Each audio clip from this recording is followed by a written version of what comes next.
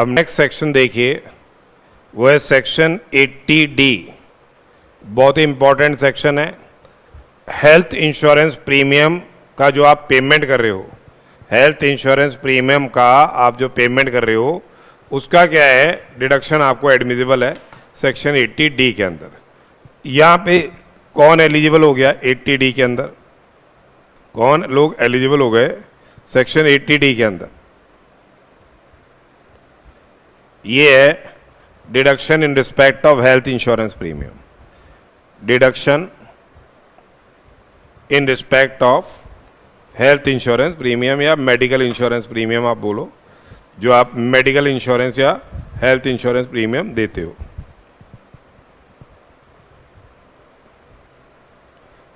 समझिए,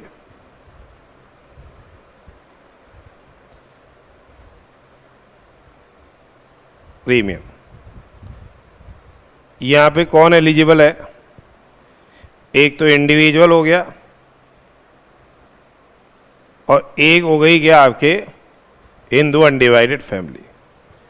एचयूएफ के बारे में देखें तो जो हेल्थ इंश्योरेंस प्रीमियम है, जो हेल्थ इंश्योरेंस प्रीमियम है paid on health of any member of family, any member of family, जो हेल्थ इंश्योरेंस प्रीमियम पे किया है on health of any member of family या ₹25,000, ठीक है।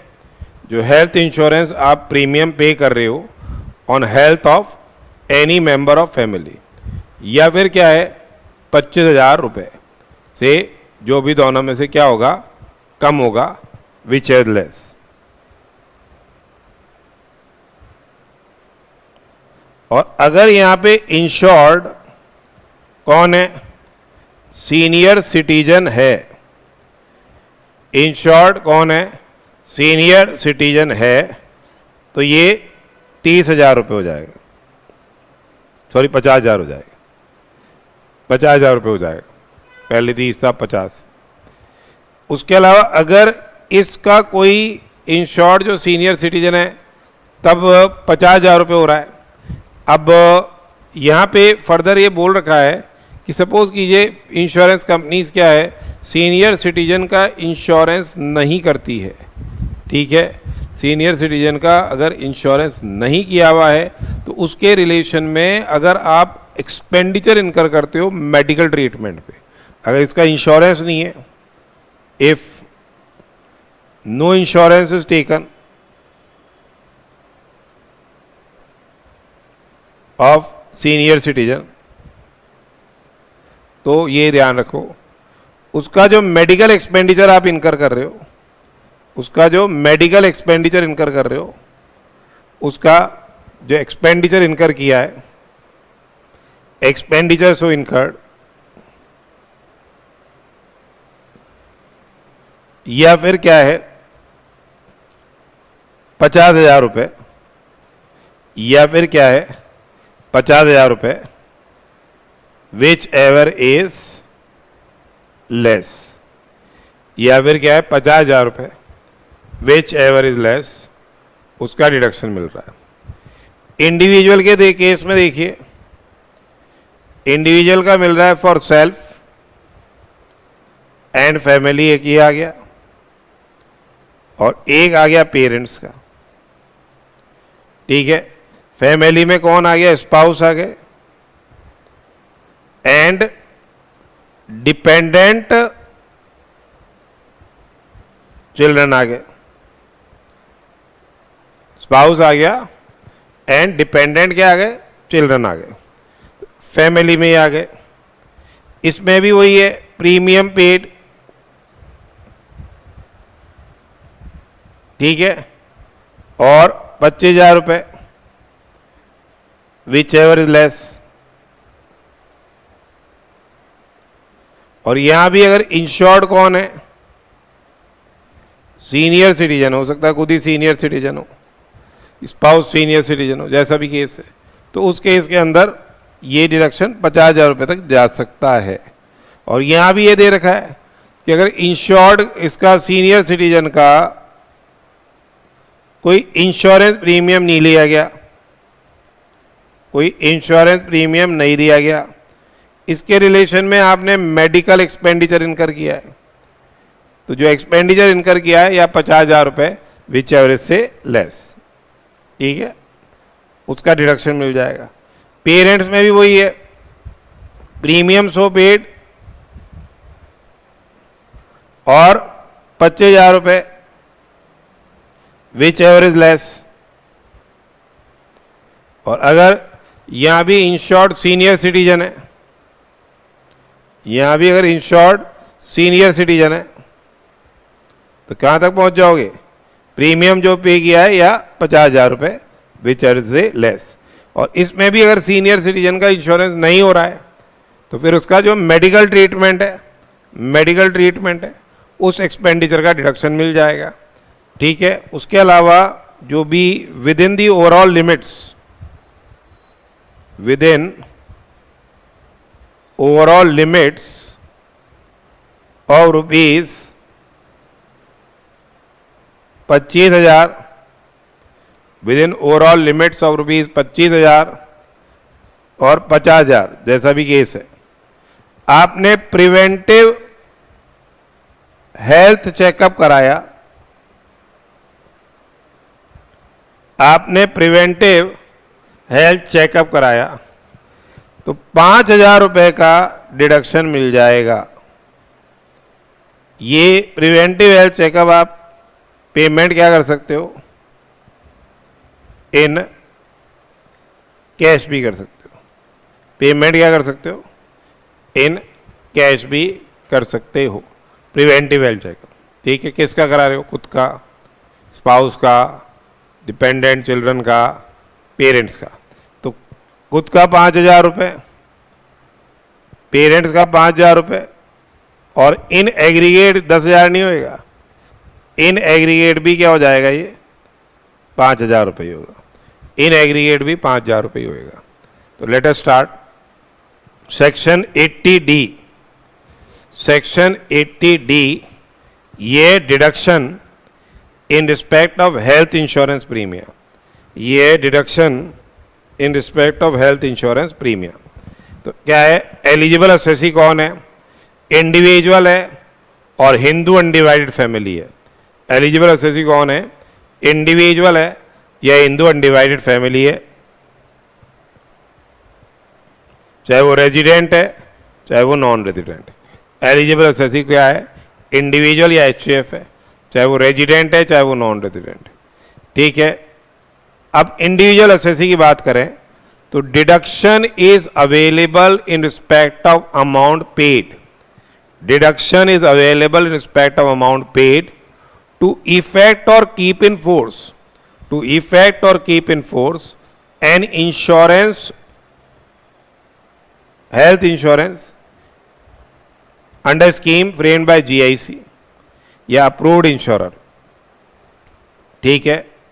उसके अलावा आपने सेंट्रल गवर्नमेंट हेल्थ स्कीम के अंदर कंट्रीब्यूशन किया है। क्या किया है? सेंट्रल गवर्नमेंट हेल्थ स्कीम के अंदर आप क्या है? कंट्रीब्यूट कर रहे हो, वो भी एलिजिबल है, ठीक है। Any contribution to central government health scheme और such other scheme as notified by central government, ठीक है। दूसरा हो गया जो आपने हेल्थ इंश्योरेंस प्रीमियम दिया, दूसरा हो गया amount paid on account of से प्रिवेंटिव हेल्थ चेकअप, दूसरा हो गया amount paid on account of से प्रिवेंटिव हेल्थ चेकअप। उसके अलावा क्या कंडीशंस हैं? जो ये हेल्थ इंश्योरेंस प्रीमियम है इसका तो पेमेंट होना चाहिए by any mode other than cash, other than cash, इसका पेमेंट होना चाहिए by any mode other than cash. Preventive health checkup में, प्रिवेंटिव हेल्थ चेकअप के अंदर payment can also be made by cash, payment can also be made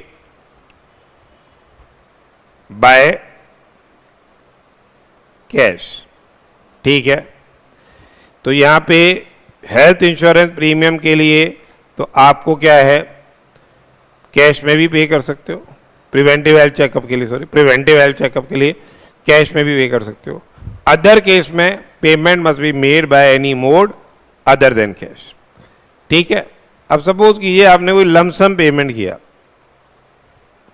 बोला मैं तो 1 लाख रुपए मैंने पे कर दिए और ये 5 साल के लिए हेल्थ इंश्योरेंस फोर्स में रहेगी।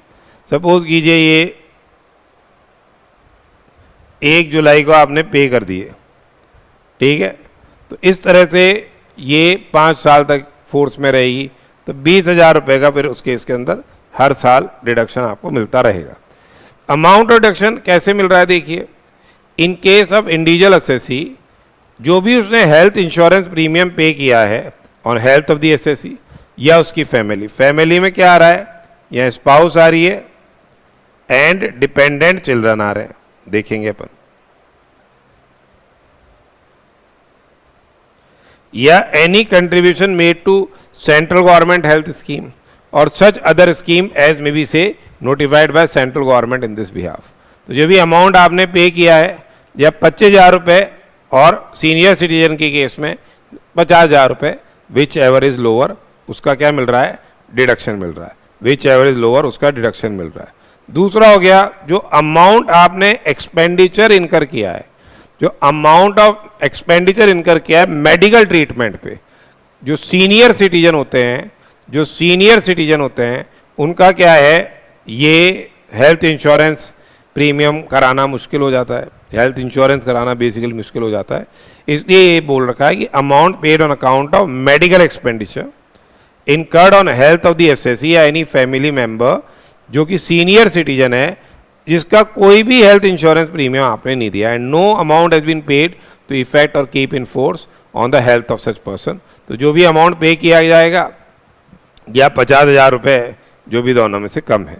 उसके अलावा with in overall limits of, with in जो ओवरऑल लिमिट है 25,000 या 50,000, 25,000 या 50,000, जो प्रिवेंटिव हेल्थ चेकअप किया जा रहा है ऑफ द असेसी या उसके फैमिली, प्रिवेंटिव हेल्थ चेकअप किया जा रहा है असेसी और इस फैमिली, तो जो अमाउंट पे किया गया है या 5,000 रुपये which is lower, the total amount paid या 5,000 रुपये विच एवर इज से लोअर। ठीक है, with in preventive health checkup पे, इस पे प्रिवेंटिव हेल्थ चेकअप पे।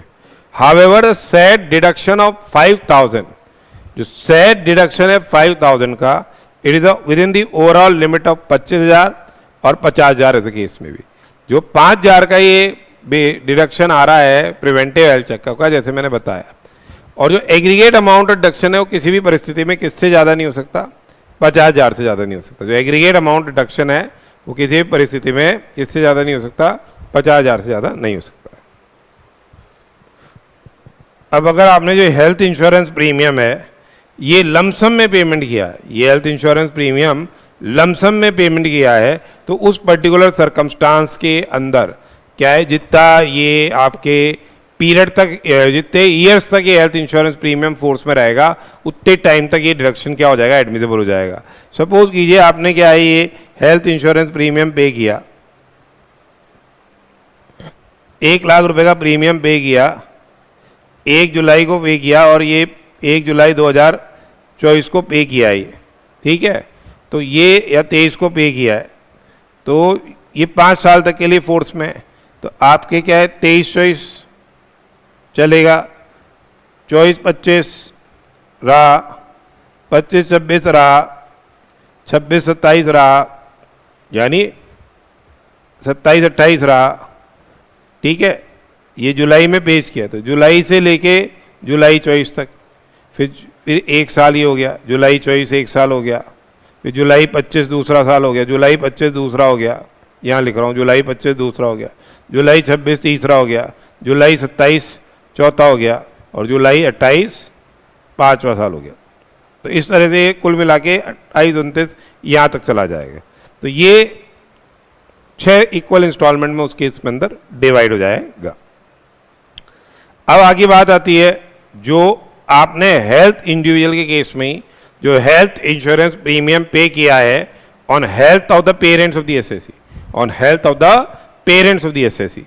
एक तो फैमिली हो गई, एक पेरेंट्स हो गए, अलग से रखा है पेरेंट्स का, चाहे वो वेदर डिपेंडेंट और नॉट, चाहे वेदर डिपेंडेंट और नॉट।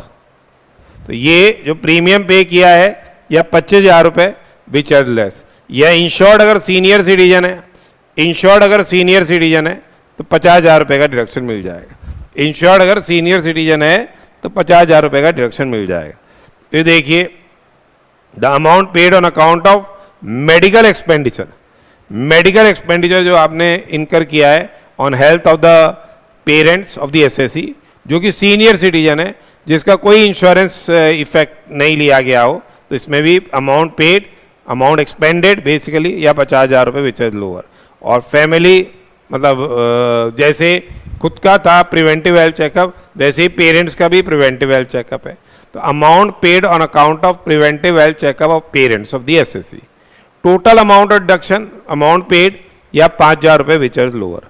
ये जो 5,000 रुपये प्रिवेंटिव हेल्थ चेकअप का है ये है with in the overall limit of 25,000 and 50,000। और मैंने बताया था सेल्फ का प्लस स्पाउस का प्लस डिपेंडेंट चिल्ड्रन का प्लस पेरेंट्स का, in aggregate preventive health checkup किससे ज्यादा नहीं हो सकता, प्रिवेंटिव हेल्थ चेकअप 5,000 से ज्यादा नहीं हो सकता, ठीक है। और पेरेंट्स का एग्रीगेट डिडक्शन 50,000 से ज्यादा नहीं हो सकता। सेल्फ का हो गया 50,000 रुपये अगर वो सीनियर सिटीजन है, पेरेंट्स का हो गया 50,000 रुपये, कुल मिला के वो सीनियर सिटीजन है। क्योंकि सीनियर सिटीजन होने के लिए रेजिडेंट होना जरूरी है, रेजिडेंट इंडिविजुअल होना जरूरी है 60 ईयर्स और मोर।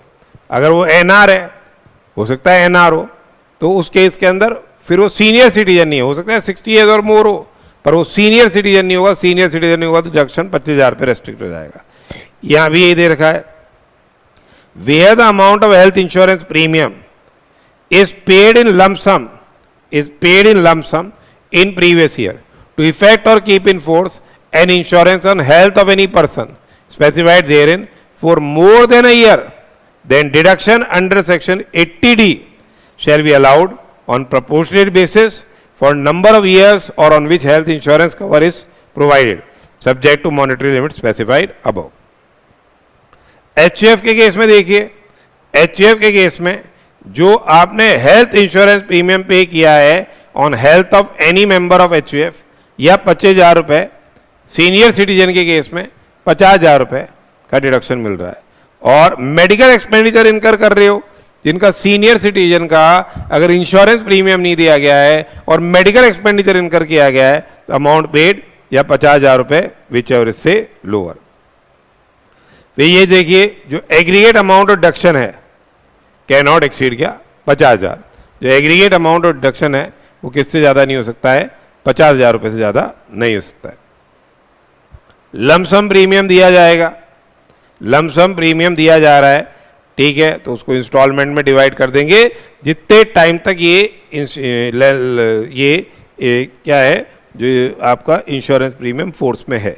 सीनियर सिटीजन कौन हो गया, रेजिडेंट होना जरूरी है 60 ईयर्स और मोर, जो सीनियर सिटीजन रेजिडेंट इंडिविजुअल हो 60 ईयर्स और मोर हो, ठीक है। फैमिली में कौन आ गया, स्पाउस आ गया एंड डिपेंडेंट चिल्ड्रन आ गया, पेरेंट्स का अलग से मिल रहा है। ये क्लैरिफिकेशन अपन ने फर्स्ट चैप्टर में भी पढ़ा था कि अगर आप 60 साल के हो यानी किसी की बर्थडे 1 अप्रैल को फॉल कर रही है,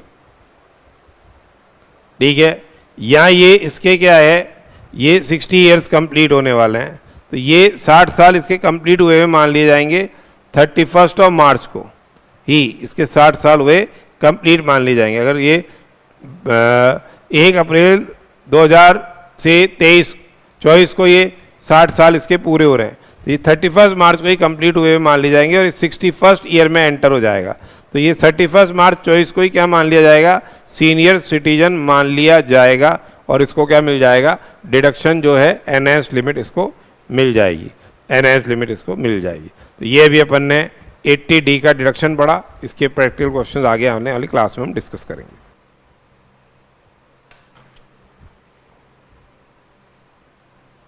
We were discussing the provisions relating to section 80D. 80D से रिलेटेड प्रोविजंस हम लोग डिस्कस कर रहे थे। अब देखिए इसके जो प्रैक्टिकल क्वेश्चंस हैं हम डिस्कस करेंगे इससे। तो पहला क्वेश्चन देखिए, mister Abik an individual made health insurance premium to GIC in approved scheme. अब अबीक ने जो प्रीमियम पे किया है,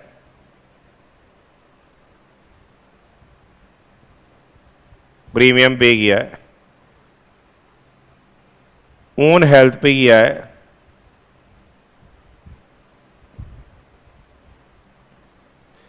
ओन हेल्थ पे किया है 15,000 रुपये, स्पाउस पे खुद की स्पाउस का दिया है 18,000 रुपये,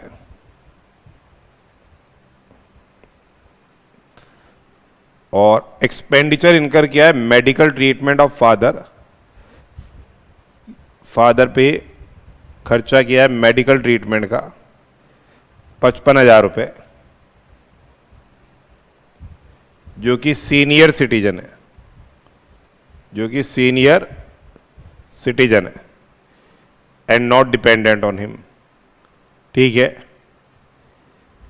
और बेसिकली इंश्योर्ड नहीं होगा, डिपेंडेंट होना या नहीं होना से कोई लेना देना नहीं है फादर के केस में। Payments have not been made by cash. तो अब यहाँ पे ये डिडक्शन मिल जाएगा कितना, 33,000 आ रहा है टोटल, पर यह सब्जेक्ट टू मैक्सिमम ऑफ कितना मिलेगा, ₹25,000। इधर आ रहा है 55,000 सीनियर सिटीजन के केस में, सीनियर सिटीजन है, ये हो जाएगा रेस्ट्रिक्टेड टू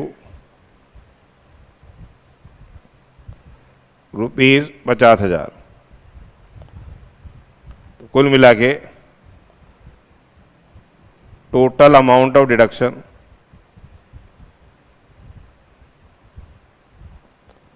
अंडर 80D ये हो जाएगा हमारा 75,000। तो टोटल अमाउंट ऑफ डिडक्शन 75,000 का इस केस में एडमिसिबल हो जाएगा। 25,000 और 50,000 यानी 75,000 रुपये का डिडक्शन इस केस में क्या हो रहा है, एडमिसिबल हो रहा है। सिंपल सा तो क्वेश्चन था ये। अब नेक्स्ट देखिए, Mister A aged 40 years, A 40 years का है, paid health insurance premium of 22,000 during the previous year to insure is health as well as health of his spouse. तो देखिए मेडिकल इंश्योरेंस प्रीमियम दिया है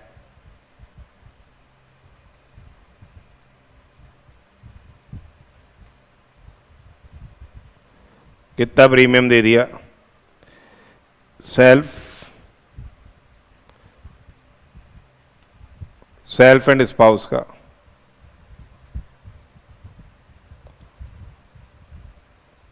ये तो दिया है 22,000 रुपये। ठीक है, फादर का मेडिकल ट्रीटमेंट किया है जो कि सीनियर सिटीजन है, जो कि सीनियर सिटीजन है, उसका मेडिकल ट्रीटमेंट किया है 47,000 का फादर का। ठीक है, कंट्रीब्यूशन टू CGHS दिया है इसने 2,400 रुपये, CGHS में कंट्रीब्यूशन है 2,400 रुपये, और 3,000 रुपये प्रिवेंटिव हेल्थ चेकअप है, प्रिवेंटिव हेल्थ चेकअप है 3,000 रुपये,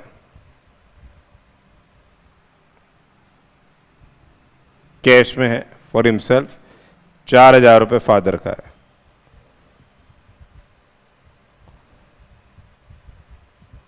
ठीक है, इन एग्रीगेट ये दोनों मिला के किससे ज़्यादा नहीं हो सकता, ये भी ध्यान रखना, इन एग्रीगेट किससे ज़्यादा नहीं हो सकता, इन एग्रीगेट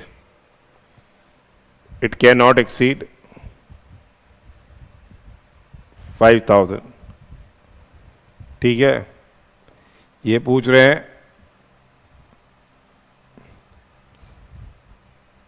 कैश में किया है, ये चेक से किया है, इससे कोई फ़र्क नहीं पड़ रहा। डिडक्शन अंडर 80D, तो ये देखिए 22,000 ये हो गया, 2,400 ये हो गया, तो ये हो गया 24,400। यहाँ से हम 600 ले लेते हैं, 600 ले लेते हैं, तो ये हो गया 25,000 रुपये का। ये रेस्ट्रिक्ट तो करना ही पड़ेगा 25,000 पे। इधर 47,000 है, ये 3,000 ले लिया हमने, तो ये हो गया 50,000 रुपीज़। ये रेस्ट्रिक्ट तो ही रहा है ना ये, तो 3,600 हो गया। वैसे तो प्रिवेंटिव हेल्थ चेकअप 5,000 से तो एक्सीड ही नहीं हो रहा। तो 80D में टोटल अमाउंट ऑफ डिडक्शन या कितना आ जाएगा, टोटल अमाउंट ऑफ डिडक्शन हो जाएगा, यहाँ भी हो गया 75,000 रुपीज़। यहाँ भी क्या है 75,000 का डिडक्शन क्या है एडमिसिबल हो जाएगा। जैसे 22,000 का तो ये 22,000 हो गया, 2,400 का 2,400 हो गया, 3,000 में 600 पे रेस्ट्रिक्ट करना पड़ गया क्योंकि 25,000 से ज़्यादा नहीं हो सकता। ये 47,000 है तो 47,000 हो गया, 4,000 का 3,000 पे हो गया तो 50,000 हो गया। तो टोटल डिडक्शन ये है 75,000 से ज़्यादा नहीं हो सकता है। तो ये भी अपन ने 2 क्वेश्चन किए। वैसे ही और देख लो, जैसे सपोज करो एक क्वेश्चन अपन ऐसे ही फ्रेम करें, जैसे मिस्टर एक्स है, उसने सेल्फ का हेल्थ इंश्योरेंस प्रीमियम दिया 18,000, ये सब अकाउंट पे ही चेक से दिए। स्पाउस का दिया, कंफ्यूज करने के लिए बोल दिया नॉट डिपेंडेंट, तो चाहे डिपेंडेंट हो या नहीं हो मिलेगा ही मिलेगा स्पाउस का। तो स्पाउस का दिया है 3,000 रुपये। उसका एक बड़ा बच्चा था मेजर सन, जो कि उस पर डिपेंडेंट था, उसका दिया है 3,500। और माइनर सन जो कि नॉट डिपेंडेंट है, मेजर तो हो सकता है चार्टर्ड अकाउंटेंसी कर रहा हो इसलिए डिपेंडेंट है अभी तक, माइनर चार्टर्ड अकाउंटेंसी नहीं कर रहा, वो आर्टिस्ट हो गया, डिपेंडेंट नहीं है, उसका भी दे दिया 2,500 रुपये। और प्रिवेंटिव हेल्थ चेकअप कराया है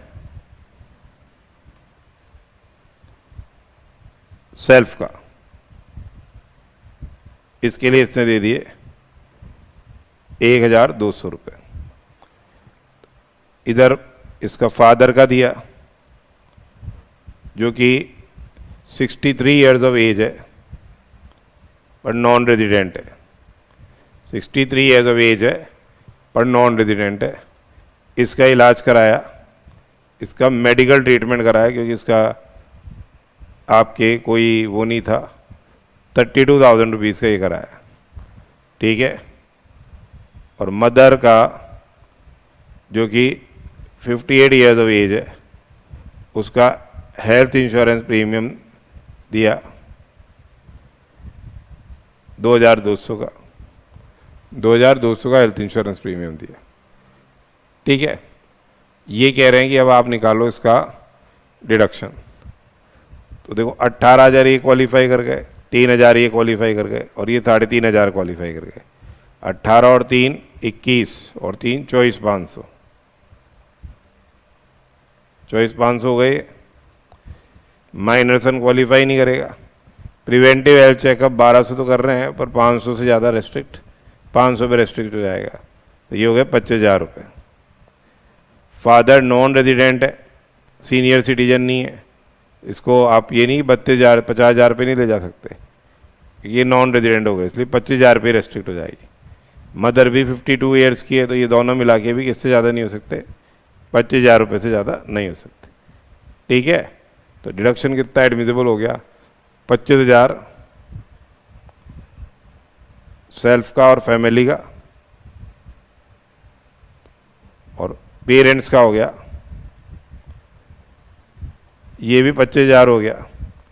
तो कुल मिला के डिडक्शन कितना हो गया, 50,000 से ज़्यादा का डिडक्शन एडमिसिबल यहाँ नहीं होगा, 50,000 रुपये से ज़्यादा का डिडक्शन एडमिसिबल नहीं होगा। अब नेक्स्ट जो हमारा सेक्शन है वो आगे डिस्कस करते हैं अपन। तो ये 80D से related practical. Next section is section 80 DDB। DDB क्या है, पहले DD देखिए, DDB नहीं DD देखते हैं। That is deduction in respect of maintenance including medical treatment of dependent being person with disability. यानी यहाँ पे क्या हो रहा है, एक तो मेंटेनेंस की जा रही है, एक तो मेंटेनेंस की जा रही है, और एक हो रहा है क्या, मेडिकल ट्रीटमेंट। एक हो रहा है क्या, मेडिकल ट्रीटमेंट। कौन है, डिपेंडेंट है, डिपेंडेंट है, डिसेबल्ड है, डिपेंडेंट है, डिसेबल्ड है। तो यहां पे फिक्स्ड सम का डिडक्शन मिल रहा है, फिक्स्ड सम का डिडक्शन मिल रहा है।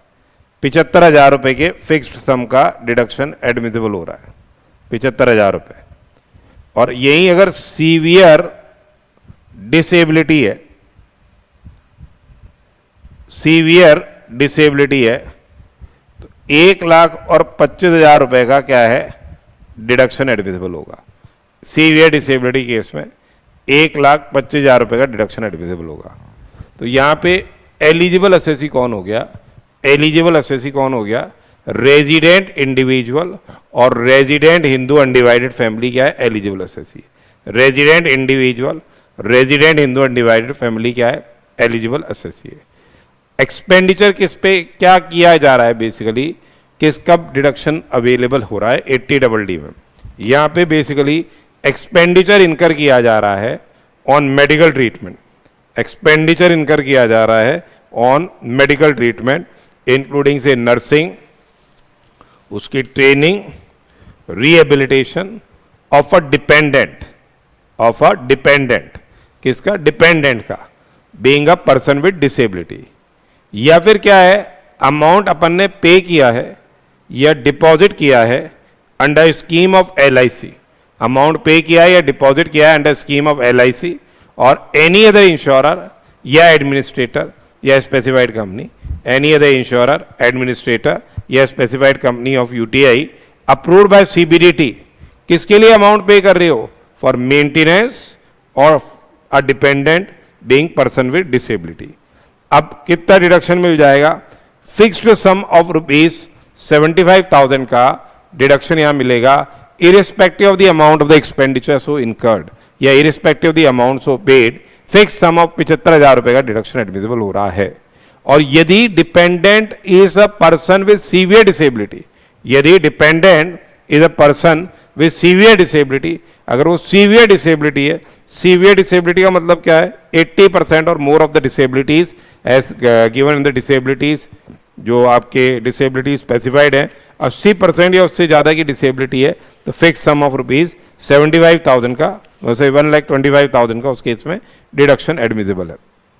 अब अपन बोल रहे थे कि भाई हमने एक्सपेंडिचर इनकर किया है for medical treatment of dependent, उसमें डिपेंडेंट में कौन आ गया, एक तो स्पाउस आ गई, children, parents, brothers and sisters, spouse, children, parents, brothers and sisters of the individual or who is dependent wholly or mainly on such individual, who is dependent wholly or mainly on such individual for his support and maintenance, जो dependent है wholly or mainly on individual for support and maintenance, और जिसने खुद ने deduction claim नहीं किया है under 80U, जिसने खुद ने डिडक्शन क्लेम नहीं किया है अंडर 80U। तो यहाँ स्पाउस हो गए, चिल्ड्रन हो गया, पेरेंट्स हो गए, brothers and sisters of the individual जो कि डिपेंडेंट है होली और mainly on such individual for support and maintenance, और जिसने खुद ने डिडक्शन क्लेम नहीं किया हो 80U के अंदर। अगर 80U में क्लेम कर रहा है तो मतलब वो डिपेंडेंट नहीं माना जाएगा, उस केस में डिडक्शन एडमिसिबल नहीं होगा।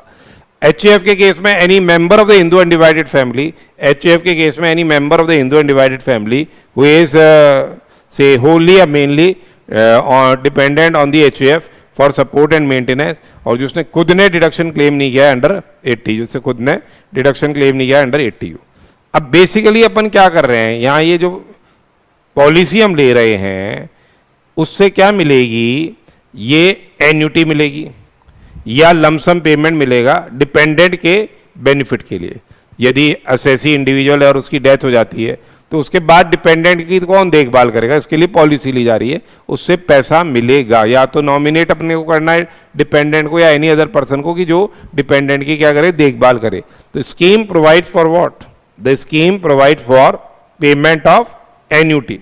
जो स्कीम है it provides for what, payment of annuity या lump sum consideration for benefit of a person, benefit of dependent being person with disability.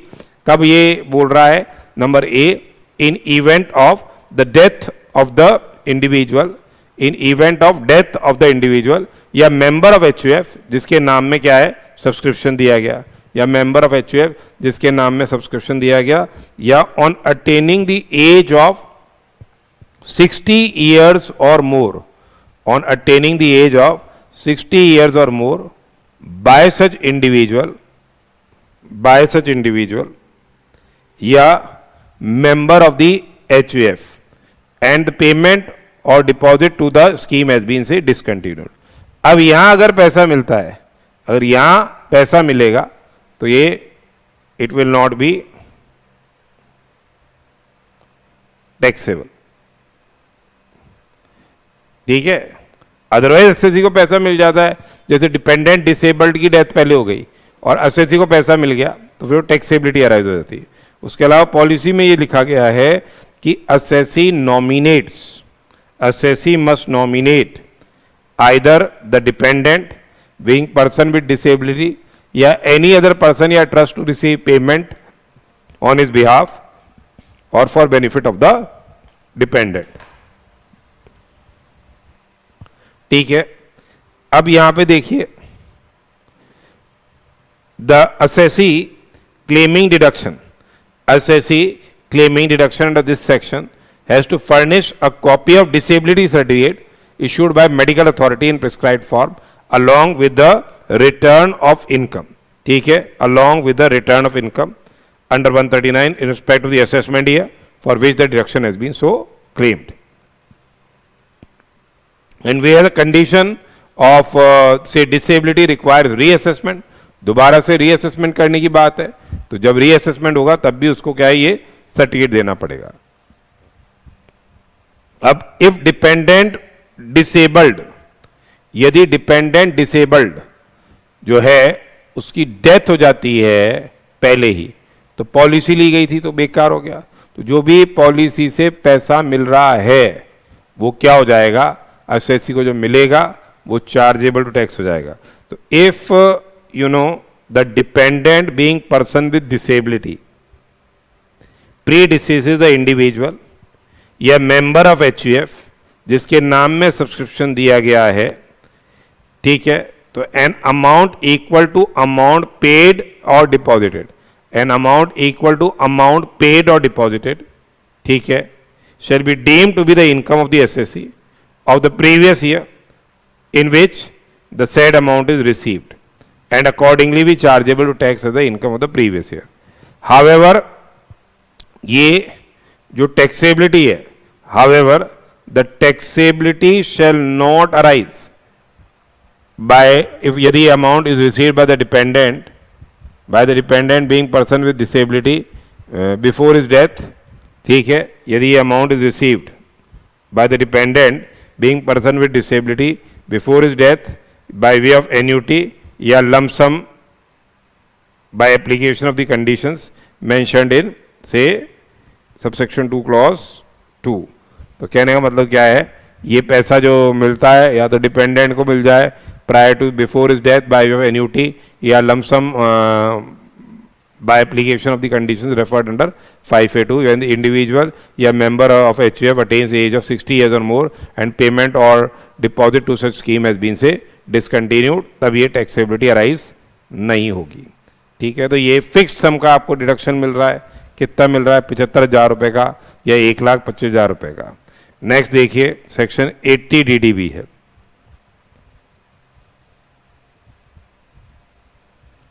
ये सेक्शन 80 DDB ये है medical treatment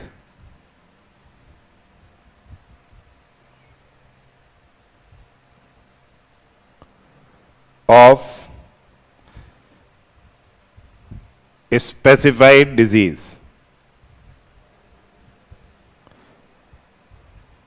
medical treatment of specified disease.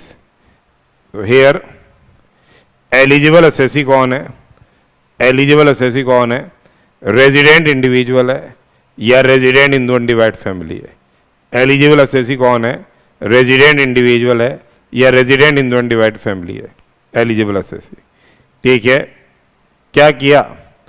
Expenditure is incurred on medical treatment of prescribe disease in respect of the following. Expenditure incur किया है किस पे? On medical treatment of prescribe disease in respect of the following. जब individual की बात करें, in case of individual, तो individual himself या उसकी स्पाउस या children, parents, brothers and sisters dependent mainly और wholly on such individual for is support and maintenance. ठीक है, तो इंडिविजुअल या तो हिमसेल्फ या spouse, children, parents, brothers, sisters dependent mainly और ओनली ऑन सच इंडिविजुअल या फॉर सपोर्ट एंड मेंटेनेंस. उसके लिए एक्सपेंडिचर इनकर किया जा रहा है. वो क्या है? प्रिस्क्राइब डिजीज से सफ़र कर रहे हैं. तो अब यहाँ पे डिडक्शन कितना मिल रहा है? डिडक्शन मिल रहा है एक्सपेंडिचर सो इनकर्ड, जो आपने एक्सपेंडिचर इनकर किया है, या 40,000 रुपये और 40,000 रुपीज या 40,000 रुपये, which ever is less. Expenditure incurred या 40,000 रुपये विच इज लेस. और अगर यहां पे यही सीनियर सिटीजन है, यही सीनियर सिटीजन है, तो 1,00,000 रुपए का डिडक्शन एडमिसिबल हो जाएगा. सीनियर सिटीजन के केस में ये एक्सपेंडिचर इनकर्ड 40,000 की जगह क्या हो जाएगा? ये 1,00,000 रुपये हो जाएगा. 40,000 रुपये की जगह क्या हो जाएगा? ये 1,00,000 रुपये हो जाएगा. ठीक है, अब यहां पे आगे देखिए कि अगर कोई अमाउंट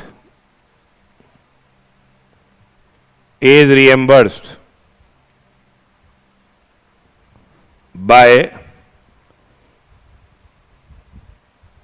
इंश्योरेंस कंपनी, यदि कोई अमाउंट रिएम्बर्स किया जाता है किसके द्वारा? इंश्योरेंस कंपनी के द्वारा.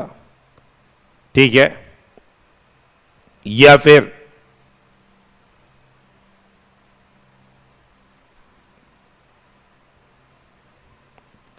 एम्प्लॉयर के द्वारा, या फिर एम्प्लॉयर के द्वारा, तो जो डिडक्शन का अमाउंट है, डिडक्शन का अमाउंट है,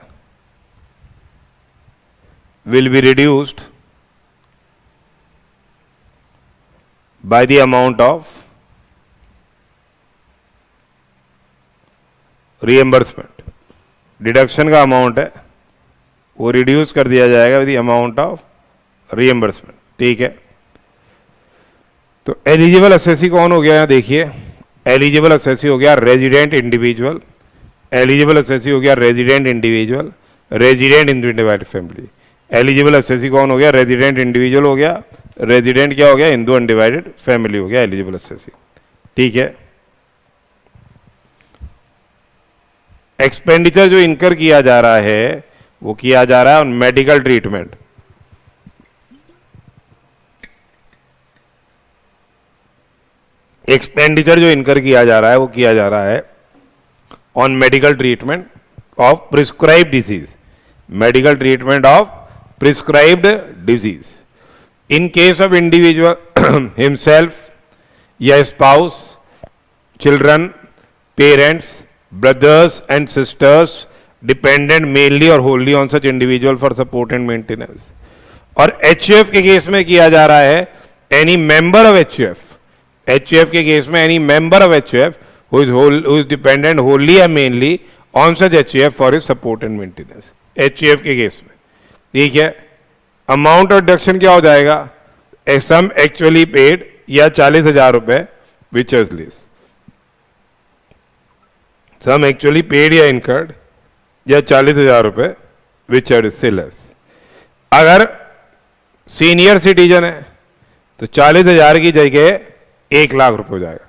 सीनियर सिटीजन के केस में 40,000 की जगह क्या हो जाएगा, ये 1 लाख रुपए हो जाएगा।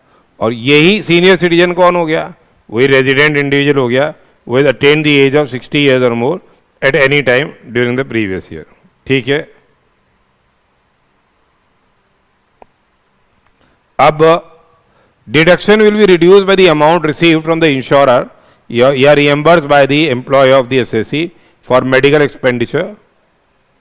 ठीक है, और यहां पे आपको सर्टिफिकेट देना पड़ेगा प्रिस्क्राइब्ड अथॉरिटी का, सर्टिफिकेट देना पड़ेगा प्रिस्क्राइब्ड अथॉरिटी से कि भाई ये खर्च, ये चाहे वो न्यूरोलॉजिस्ट हो या एक ऑन्कोलॉजिस्ट हो या यूरोलॉजिस्ट हो या इम्यूनोलॉजिस्ट हो या अदर स्पेशलिस्ट एज में भी प्रिस्क्राइब। ठीक है, तो बेसिकली ये है अपना सेक्शन 80 DD-B।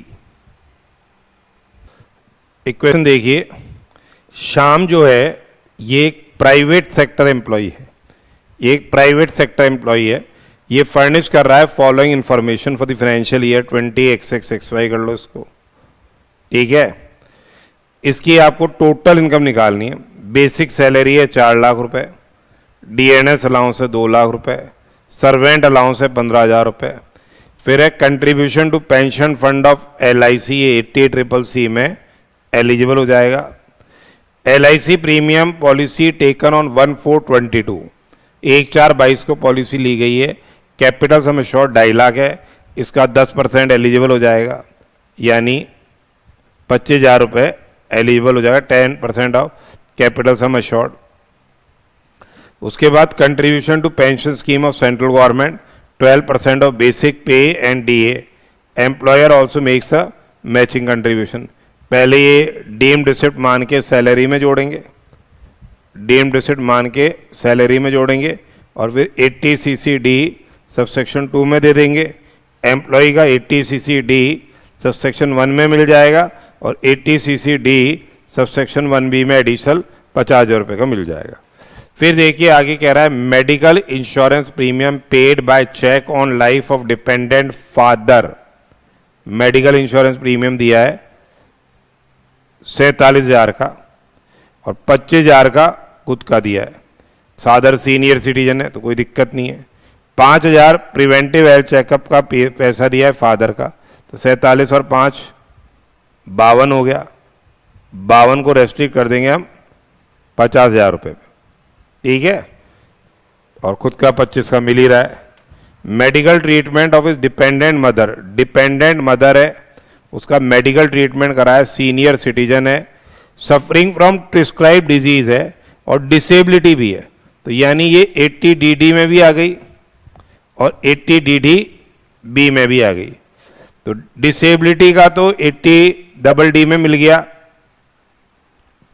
ये मिल जाएगा आपको डिसेबिलिटी का 75,000 रुपये मिल जाएगा।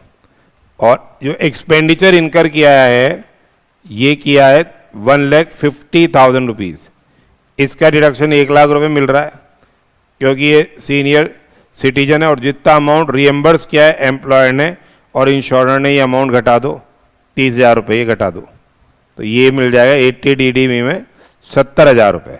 यानी डिपेंडेंट मदर है, डिसेबल्ड भी है और प्रिस्क्राइब डिजीज से भी सफ़र कर रही है, तो DD में भी मिल रहा है, DD-B में भी मिल रहा है। DD में डिसेबिलिटी का मिल रहा है और DD-B में एक्सपेंडिचर ऑन मेडिकल ट्रीटमेंट का मिल रहा है।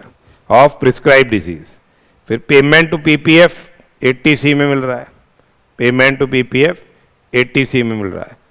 अपने को यह निकालनी है टोटल इनकम ऑफ श्याम। यहां कर देते हैं कंप्यूटेशन ऑफ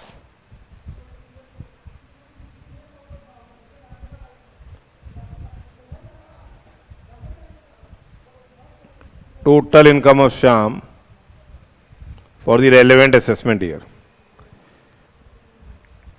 देखो सैलरी हो गई कितनी, 4 लाख रुपए। सैलरी हो गई कितनी, 4 लाख रुपए। डीएनएस अलाउंस हो गया कितना,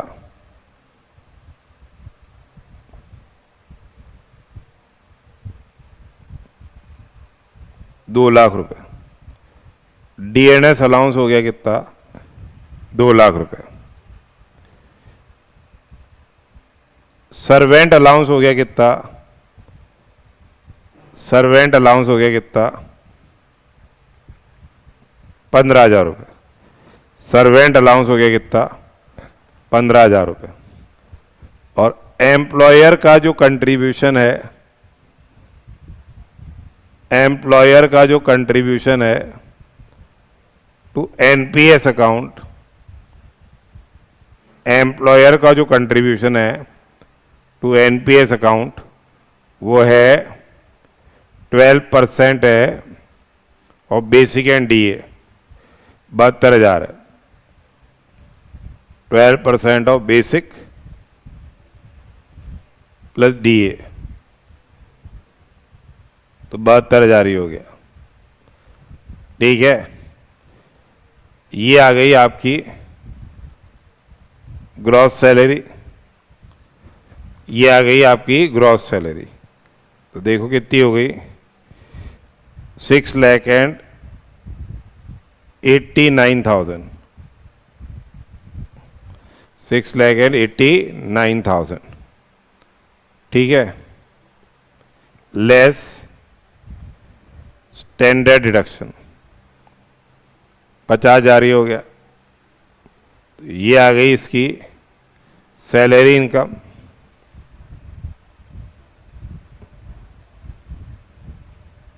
यही जीटीआई हो गई 639।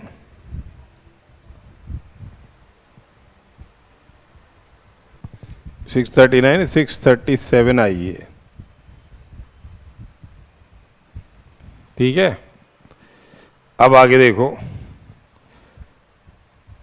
लेस डिडक्शन अंडर चैप्टर 6 से, अंडर चैप्टर 6 से जब अपने को डिडक्शन देने हैं अंडर चैप्टर 6 से, वो देखिए। सबसे पहले तो इधर लिखते हैं 80C। 80C में पीपीएफ में दिया है आपने कितना, 75,000 रुपये। पीपीएफ में दिया है कि 75,000। एलआईसी में दे दिया 25,000 और भी है क्या। फिर 80CCC में 1,10,000, 1,10,000। 80CCD सबसेक्शन 1 में हमारा कंट्रीब्यूशन जो है वो है 10% ऑफ 72,000 दिया और 10% ऑफ 6 lakhs, ये आता है 60,000। पर इसकी तो ज़रूरत ही नहीं है हमको, क्योंकि हम तो वैसे ही 1.5 लाख वाली लिमिट को ओवरफ्लो कर गए हैं। तो ये तो रेस्ट्रिक्ट कर देंगे हम 1.5 लाख पे। ठीक है, और 80CCD सबसेक्शन 1B में मिल जाएगा आपको, क्योंकि यहाँ तो अपने लिया ही नहीं, तो जो भी किया यहाँ किया 1B में ले लिया 50,000 रुपये। तो ये हो गया 2 लाख रुपये, ये मिल गया। 80CCD सबसेक्शन 2 में एम्प्लॉयर का जो कंट्रीब्यूशन है या 10% ऑफ सैलरी, या 10% ऑफ सैलरी, तो यहाँ आपको मिल गया 60,000 रुपये एम्प्लॉयर का जो कंट्रीब्यूशन है, और 10% ऑफ सैलरी, यहाँ मिल गया आपको 60,000 रुपये।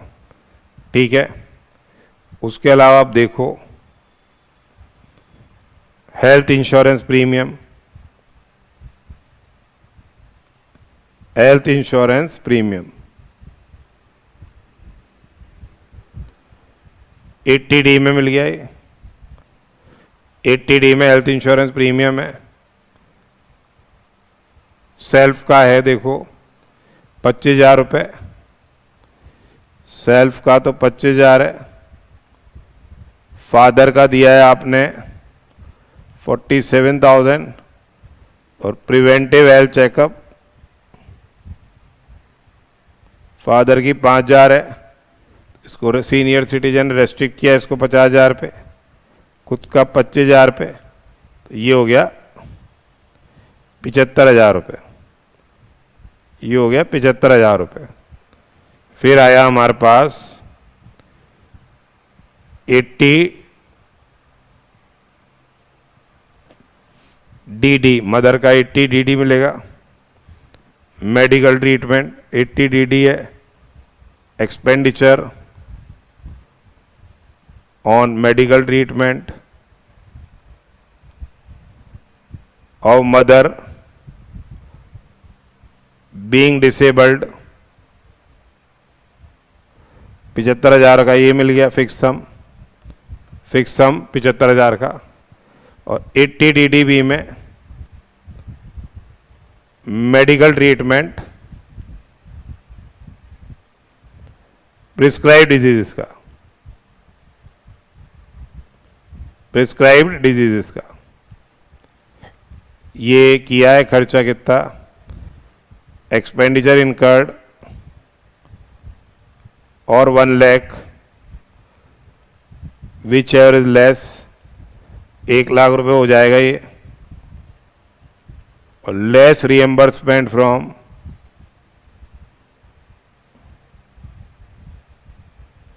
Employer and insurance company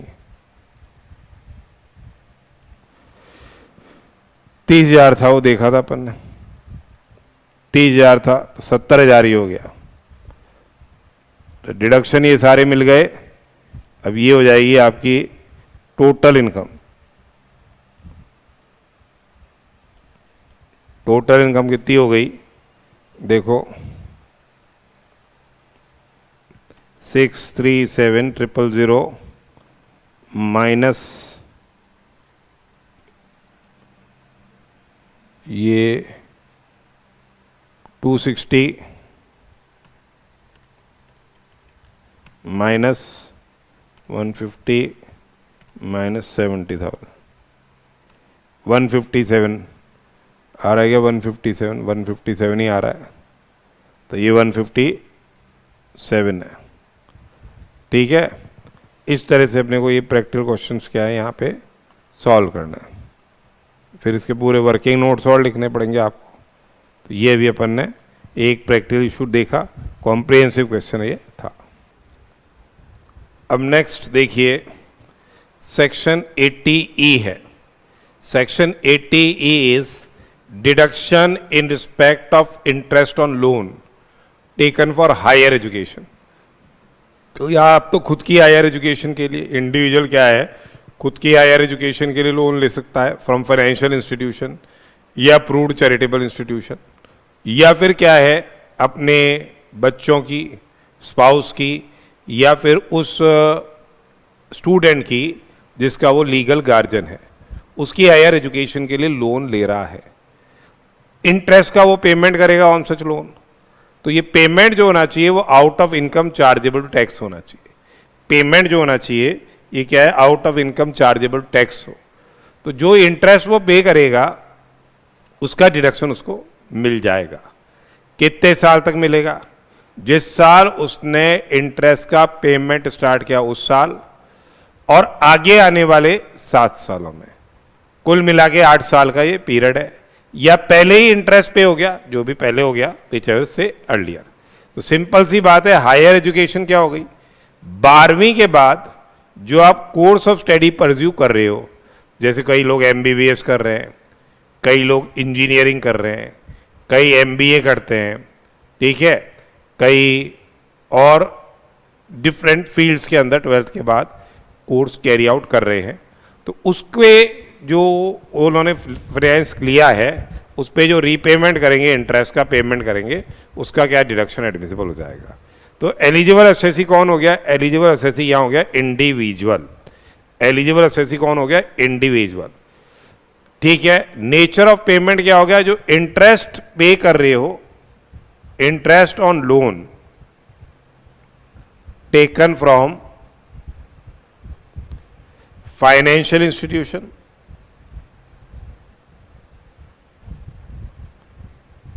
financial institution, approved charitable institution. ठीक है, लोन अपन ने लिया है और अपन उसका इंटरेस्ट का पेमेंट कर रहे हैं। किसके लिए ले रहे हैं ये लोन? लोन ले रहे हैं हायर एजुकेशन के लिए। हायर एजुकेशन किसकी? या तो किसकी? खुद की सेल्फ की, या स्पाउस की, या चिल्ड्रन की, या उस स्टूडेंट की जिसका इंडिविजुअल क्या है? लीगल गार्जियन है। ठीक है, तो assessee shall be eligible for deduction in respect of amount paid by him in the previous year। ये पेमेंट होना चाहिए out of his income chargeable to tax by way of interest on loan taken by him। किससे लेना है ये loan? Financial institution से लेना है, या क्या है? अप्रूव्ड चैरिटेबल इंस्टीट्यूशन से लेना है। किसके लिए लेना है? For the purpose of pursuing his higher education और higher education of relative. Amount of deduction कितना है? 100% of the amount of interest on such loan. Amount of deduction कितना है? 100% of the amount of interest on such loan.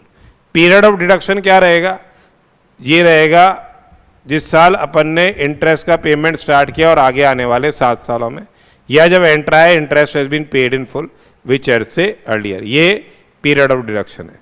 Higher education means क्या? Higher education means any course of study pursued after passing senior secondary examination या equivalent. Senior secondary examination या equivalent, ठीक है, from any board, school, board, university recognized by central government, state government, local authority or any other authority authorized by central government, state government or local authority। Initial assessment year क्या हो गया? It means assessment year relevant to previous year in which assessee starts paying interest on loan। Relative कौन हो गया? Means a spouse and children of the individual या student जिसका whom individual क्या है? Legal guardian है। तो ये 80E अभी अपन ने डिस्कस किया। नेक्स्ट देखिए, नेक्स्ट है सेक्शन 80EE। ये अब कोई रेलेवेंस इतने है नहीं, क्योंकि ये बेसिकली था जो लोन लिया है अपन ने acquisition of residential house property. तो लोन फाइनेंशियल इंस्टीट्यूशन से लिया था और वो सैंक्शन हो जाना था 1/4/2016 से लेके 31/3/2017 के बीच में इसकी ये सैंक्शन हो जानी चाहिए थी। तो अब तो क्या लेना देना है? अब तो सिर्फ वो पूछ ले कि भाई पुराना लोन था, इसकी कोई सिग्निफिकेंस नहीं है। एलिजिबल एसएससी कौन हो गया? इंडिविजुअल हो गया। ठीक है, interest is payable on loan taken by him.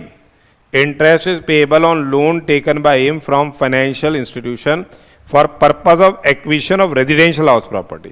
Loan लिया है किससे? फाइनेंशियल इंस्टीट्यूशन से for purpose of acquisition of residential house property. Amount of deduction क्या है? Interest payable on such loan या 50,000 रुपए which is less. Interest payable on such loan या 50,000 रुपए विच इज लेस। कंडीशंस क्या है? Basically the loan has been sanctioned by financial institution.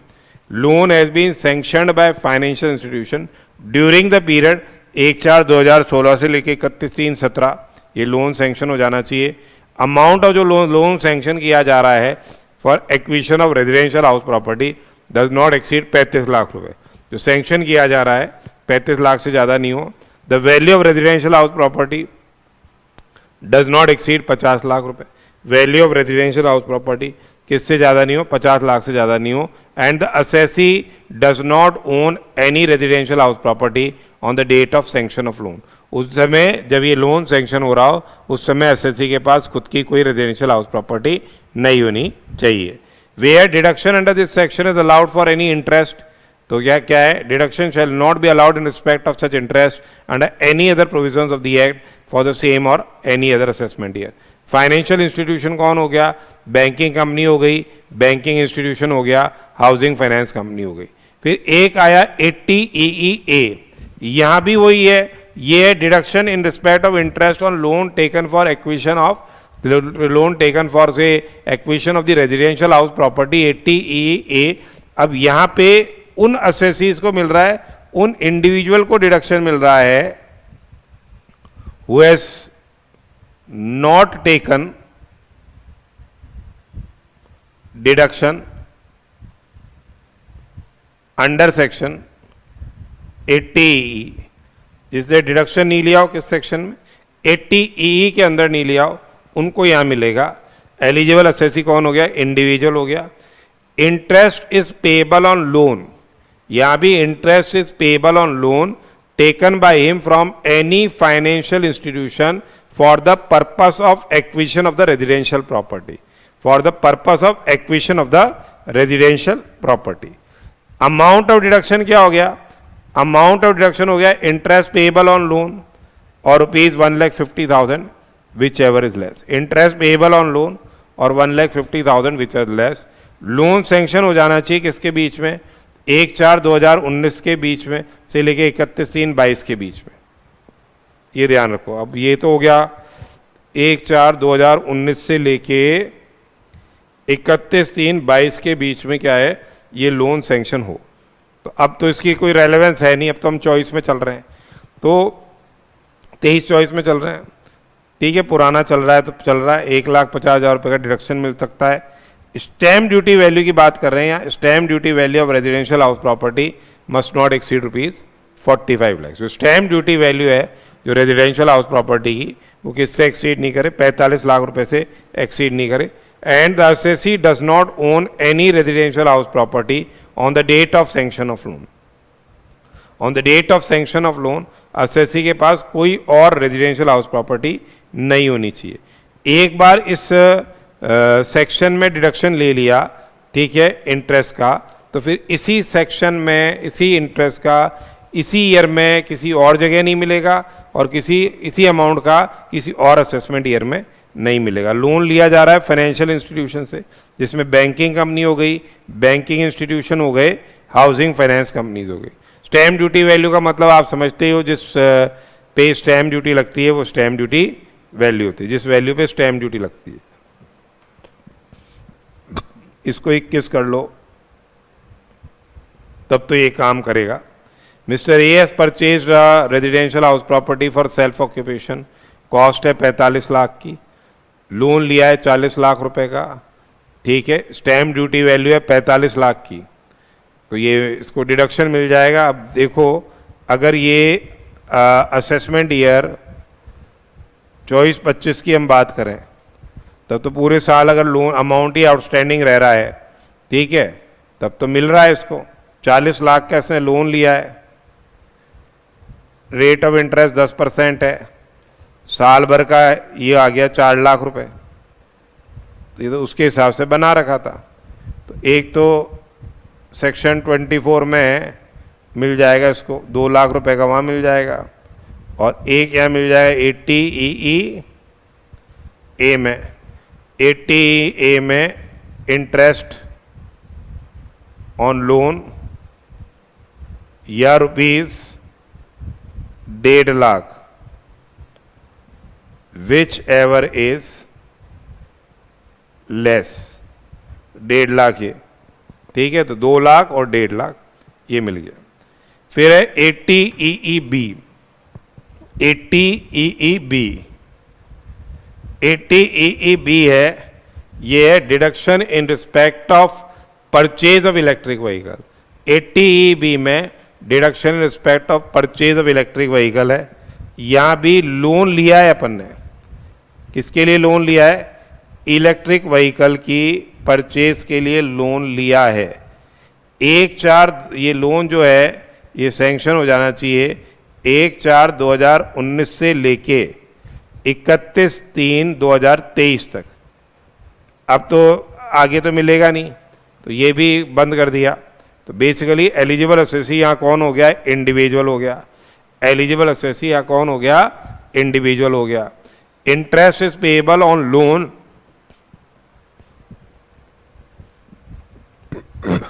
taken by him from any financial institution for purpose of purchase of electric vehicle, for purpose of purchase of electric vehicle। Financial institution में कौन हो गया? एक banking company हो गई, एक banking institution हो गया,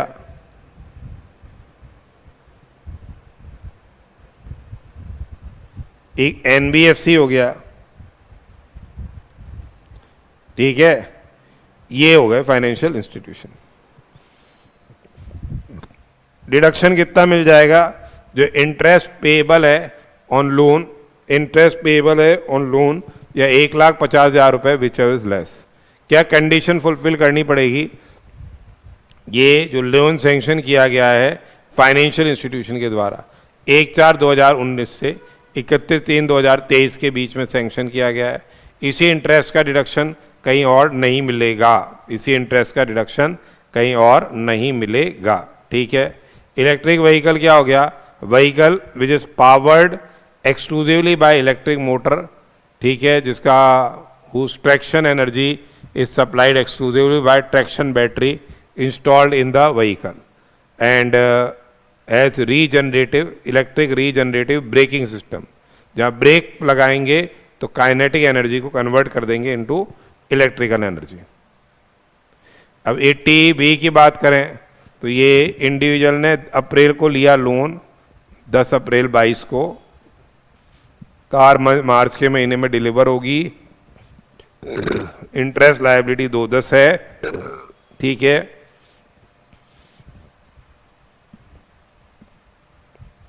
उसकी सैलरी इनकम है 40,50,000 रुपये, 1,50,000 उसने पीपीएफ में दिया है, 25,000 रुपये इसका अकाउंट पे चेक से पेमेंट किया है। यहाँ कह रहे हैं आप इसकी क्या निकालिए? टोटल इनकम निकालिए। तो ग्रॉस सैलरी हो गई आपकी कितनी?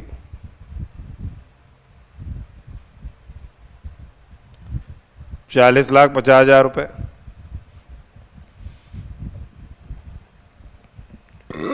स्टैंडर्ड डिडक्शन हो गया 50,000 का लेस, 40 लाख रुपए हो गई, ये सैलरी इनकम हो गई।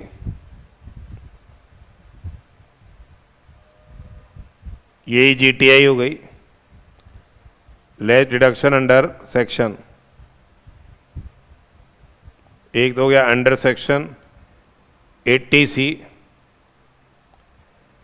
पीपीएफ का दिया है इसने, 80C में पीपीएफ दिया है,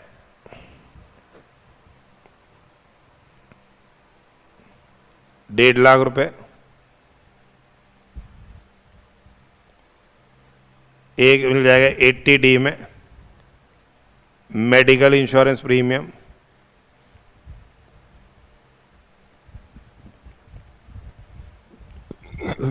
बच्चे जारी हो गया। उसके अलावा एक मिल जाएगा 80EB में इंटरेस्ट जो पे किया है और 1,50,000 रुपये, जो भी दोनों में से कम है, 1,50,000 मिल जाएगा। तो टोटल इनकम हो जाएगी कितनी? 36 लाख और 75,000 रुपये। यही देख लो। एक्स, एक और क्वेश्चन है, एक्स बिजनेसमैन है, उसने लोन लिया है 25 लाख का 10 अप्रैल 22 को एसबीआई से इलेक्ट्रिक कार के लिए। इंटरेस्ट लायबिलिटी 210 की है, बिजनेसमैन है तो बिजनेस में ही क्लेम करेगा, एनुअल बिजनेस इनकम आ रही है उसकी 35 लाख रुपए before interest and expenditure pertaining to vehicle. 4,10,000 का मेंटेनेंस एक्सपेंडिचर है और उसने कंट्रीब्यूशन किया है 80C से लेके CCD तक में 2 लाख रुपए का। आपको निकालना है उसकी इनकम, टोटल इनकम। तो PGBP आ गया कितना, PGBP आ रहा है उसका 35 लाख रुपए, एक लेस मेंटेनेंस के खर्चे 410। अब यहाँ तो पूरा इंटरेस्ट का मिलेगा, यहाँ तो कोई रोक ही नहीं है। Interest on loan taken for purchase of vehicle,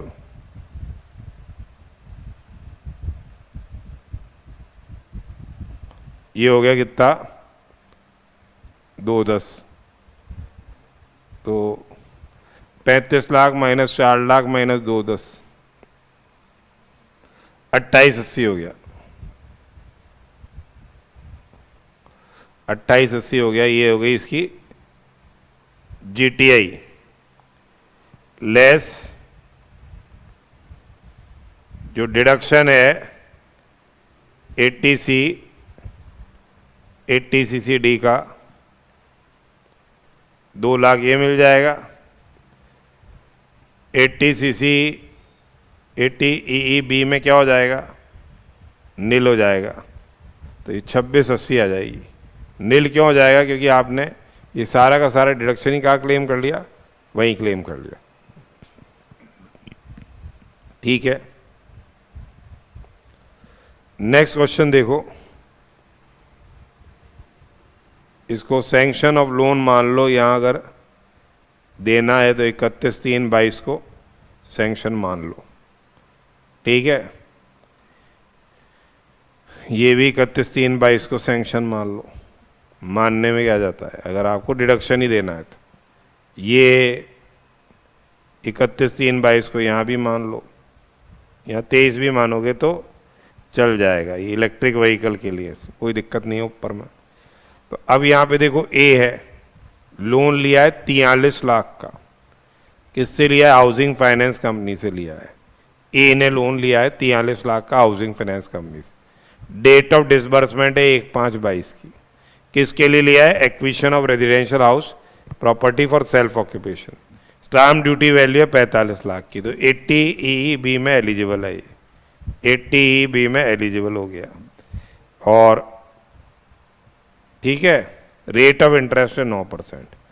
अगर हम देखें फिर असेसमेंट ईयर 23-24 के हिसाब से अगर इसको सॉल्व करें तो ये हो गया 43 लाख का लोन है, रेट ऑफ इंटरेस्ट है 9% और हो गया अप्रैल मई 11/12। ठीक है, सेल्फ ऑक्यूपाइड हाउस है, हाउसिंग फाइनेंस कंपनी से लिया है 43, 1, 2, 1, 2, 3। स्टाम्प ड्यूटी वैल्यू भी 45 लाख ही है।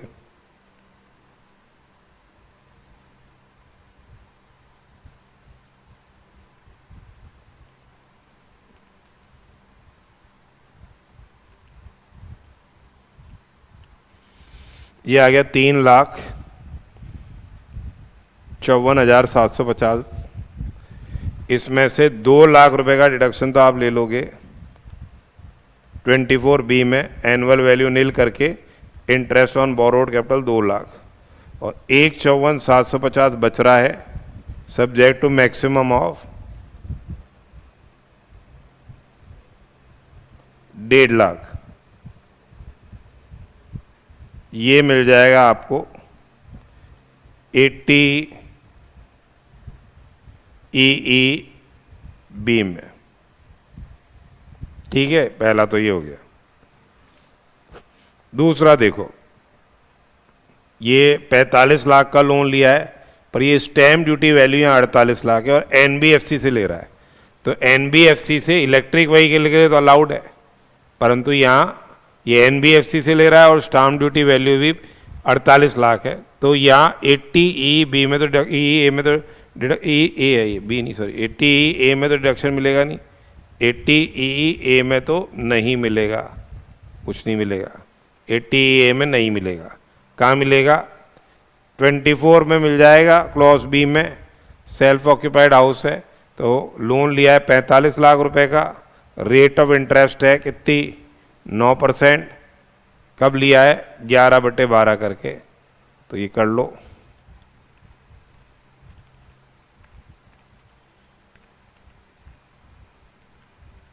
ये आ जाता 371,250, तो 24B में तो मिल जाएगा कितना 2 लाख, और 80EE में मिल जाएगा इसमें नील।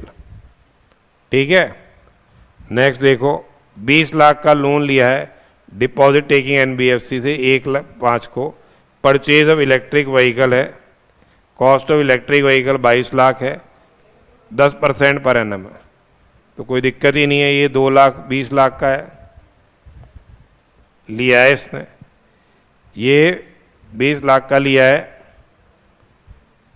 10% से लिया है, 20 लाख का लिया है 10% से इंटू 11/12, तो ये 80EE में मिल जाएगा।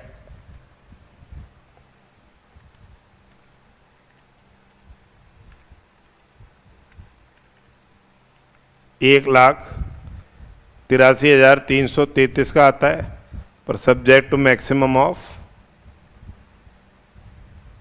कितना ले सकते हो आप, वहाँ पे 1.5 लाख ले सकते हो। सी के केस में 1.5 लाख आ रहा है। डी की बात करें, डी ने 15 लाख का लिया है, प्राइवेट कंपनी से लिया है, वहीं खेल खत्म हो गया, लिया तो इलेक्ट्रिक व्हीकल के लिए, प्राइवेट कंपनी से लिया है, तो डी को कोई डिडक्शन एडमिसिबल नहीं होगा। तो ए का आ रहा था अपना 2 और 1.5, सही है, बी का आ रहा था अपना 2, सही है, सी का आ रहा था अपना 1.5 लाख, सही है, और डी का मिलेगा नहीं। तो ये अभी अपन ने 80EE बी तक के डिस्कशन करे हैं।